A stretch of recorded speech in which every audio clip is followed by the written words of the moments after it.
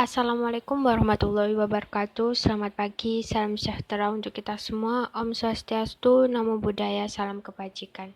Di sini kami akan mempresentasikan tentang peristiwa Trisakti Semanggi 1 dan Semanggi 2.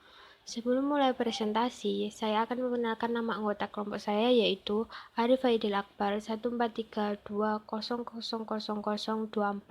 Doris Iskandar 1432000026,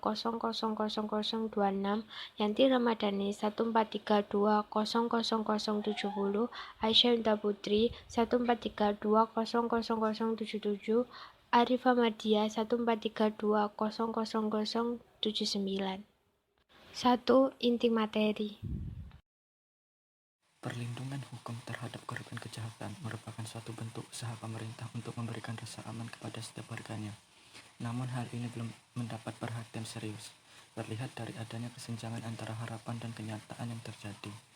Ketidakseimbangan ini yang menyebabkan harapan penegakan terhadap ketentuan yang berlaku menjadi lebih kecil karena kenyataannya penyimpangan terhadap perlindungan HAM lebih sering terjadi. Hak merupakan unsur normatif yang melekat pada diri setiap manusia sejak lahir yang dalam penerapannya berada pada ruang lingkup hak persamaan dan hak kebebasan yang terkait dengan interaksinya dengan individu dan instansi. Hak juga merupakan sesuatu yang harus diperoleh. Perlu diingat bahwa dalam hal pemenuhan hak, kita hidup tidak sendiri dan kita hidup bersosialisasi dengan orang lain.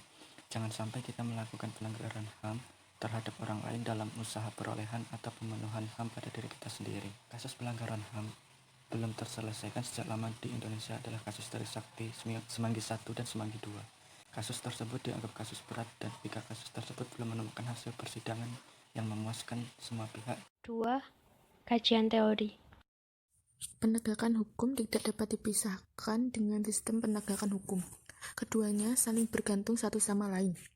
Di Indonesia sendiri, kesenjangan penegakan hukum masih banyak terjadi, termasuk pada penegakan hukum terhadap pelanggaran HAM atau hak asasi manusia. Pada pemerintahan Orde Baru menuju reformasi, adanya harapan akan demokrasi dimulai. Namun disayangkan bahwa krisis ekonomi sejak tahun 1967 belum membaik. Kemudian terjadilah krisis finansial yang terjadi di Asia dan tentunya Indonesia mengalaminya yang disebut dengan krisis moneter yang terjadi pada tahun 1997. Demikian pula dengan tindakan-tindakan kekerasan yang terjadi serta penegakan hukum dan keadilan yang masih sangat jauh dari harapan masyarakat. Akibatnya sering terjadi bentrokan antara masyarakat dan mahasiswa dengan aparat hukum yaitu Polri dan TNI di berbagai tempat untuk memprotes kenaikan harga dan meminta penurunan Presiden Soeharto karena sudah terlalu lama menjabat.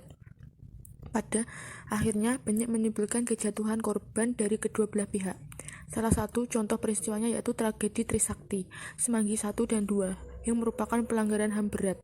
Sebelum terjadinya tragedi ini, demonstrasi oleh masyarakat diikuti mahasiswa, dosen, pegawai, dan para alumni Trisakti yang dimulai pada pukul 11 waktu Indonesia Barat.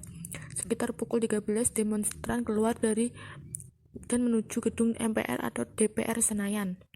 Di barisan terdapat para mahasiswi yang memegang bunga mawar dan memberikannya kepada para aparat kepolisian. Beberapa saat kemudian terjadi kesepakatan antara mahasiswa dan petugas keamanan untuk menyudahi aksi ini. Setelah perjanjian itu, mahasiswa pun bergegas kembali ke kampus. Namun belum sempat mahasiswa masuk ke dalam kampus, terdengar bunyi tembakan dan kericuhan pun terjadi. Usut punya usut, tidak diketahui siapa dalang dari kejadian tersebut. Namun bisa dipastikan bahwa aparat penegak hukum menyalahgunakan kekuasaan sehingga terjadi penyimpangan hak asasi manusia. Kericuhan yang terjadi pada tragedi ini banyak memakan korban jiwa dari kedua belah pihak. Salah satunya kematian 4 orang mahasiswa Universitas Trisakti yaitu Elang Mulia Lesmana 1978 sampai 1998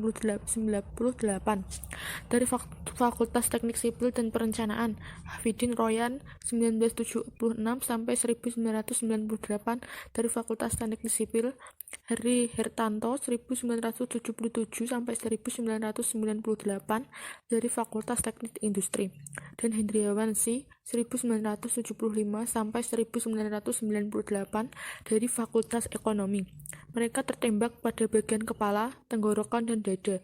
Kejadian itu dinamakan sebagai peristiwa Trisakti.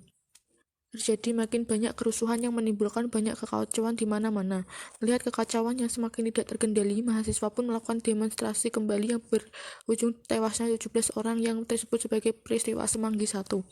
Setelah peristiwa Trisakti dan Semanggi I terjadi, mahasiswa kembali turun ke jalan untuk menentang undang-undang yang dianggap memberikan keleluasaan bagi pihak militer yang seharusnya dilakukan oleh pihak kepolisian.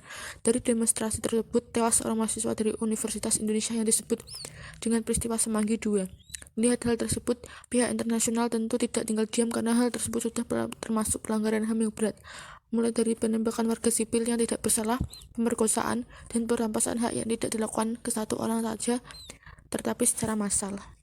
Adanya desakan dari pihak internasional membuat Indonesia pun membuat tim gabungan pencari fakta. Tim tersebut menemukan banyak fakta bahwa memang telah terjadi banyak pelanggaran di Indonesia, mulai dari penembakan secara sengaja oleh ABRI, pemerkosaan, pembakaran fasilitas umum, penjarahan, dan kurangnya aksi ABRI dalam pengamanan demonstrasi. Kemudian bukti tersebut dibawa ke persidangan. Hasil dari persidangan tersebut adalah dilakukannya peradilan secara militer. Akan tetapi masih banyak pihak yang seharusnya mempertanggungjawabkan perbuatan tetapi bebas begitu saja. Inilah beberapa contoh HAM yang dilanggar pada kasus ini. Hak hidup, hak untuk menyampaikan pendapat, hak untuk tidak disiksa dan dianiaya, hak atas rasa aman, hak dilindungi oleh aparat keamanan, serta beberapa tindakan kekerasan yang terjadi pada kasus ini: pembunuhan, penganiayaan, pemerkosaan, penghilangan paksa, perampasan kemerdekaan, dan kebebasan fisik. Setelah jatuhnya rezim Orde Baru yang berkuasa selama 32 tahun, banyak perubahan dan dampak besar yang terjadi dalam kehidupan masyarakat, seperti perubahan sistem politik dan struktur pemerintahan di Indonesia, perubahan sosial yang mempengaruhi sistem nilai, sikap, dan perilaku dalam sistem masyarakat di Indonesia. Tidak ada pengekangan dalam kehidupan sehari-hari, kebebasan berpendapat, serta dilindunginya hak asasi manusia. Walaupun rezim baru jatuh, tetapi akibat dari aksi demonstrasi banyak kekacauan dan kerusakan dalam terjadi Indonesia, baik dari segi perekonomian, perdagangan, pendidikan, transportasi, maupun dari segi pasaran, dan butuh waktu untuk melakukan perbaikan itu semua. 3. Analisis. Analisa makro dari kasus ini yaitu: 1. Pada tragedi ini ada 4 mahasiswa Universitas Trisakti yang tewas ditembak dan puluhan lainnya luka-luka. 2. Aparat keamanan berlaku sewenang-wenang dan menyalahi prosedur dalam upaya penertiban massa. 3. Terjadinya kekerasan-kekerasan yang tidak manusiawi dan kejam. Analisa mikro dari kasus ini yaitu: 1. Kekacauan ekonomi Indonesia. 2. Aksi damai mahasiswa. 3. Penembakan oleh aparat. 4. Kajian dan saran. Setelah pemaparan kajian teori dan analisis kasus di atas, berikut merupakan kesimpulan dan saran. Kesimpulannya, tragedi Trisakti Semanggi I dan Semanggi II merupakan kemarahan masyarakat terhadap kebrutalan aparat keamanan yang menewaskan rekan aktivis saat menuntut lengsernya rezim Orde Baru. Terjadinya tragedi ini mengakibatkan banyak rumah, bangunan, serta sarana ekonomi hancur. Belum lagi efek psikologi akibat peristiwa pembakaran, penganiayaan, dan pemerkosaan terhadap masyarakat.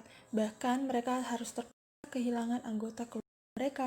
Kerusuhan terjadi. Saran untuk kasus ini, Indonesia merupakan negara hukum yang harus menjunjung tinggi keadilan dalam penegakan HAM, serta negara harus bertanggung jawab atas setiap korban pembunuhan, pemerkosaan, dan kekerasan yang terjadi pada tragedi ini. Adapun pelaku atas tragedi ini sampai sekarang belum ada kejelasan, sehingga tindakan hukum dan keadilan belum bisa ditegakkan. Semoga peristiwa ini menjadi pembelajaran serius bagi pemerintah dan penegak hukum di negara ini dalam melindungi korban yang tidak mendapatkan perlakuan peri kemanusiaan, dan semoga peristiwa ini tidak terulang kembali. Sekian presentasi dari kami. Terima kasih atas perhatiannya. Wassalamualaikum warahmatullahi wabarakatuh.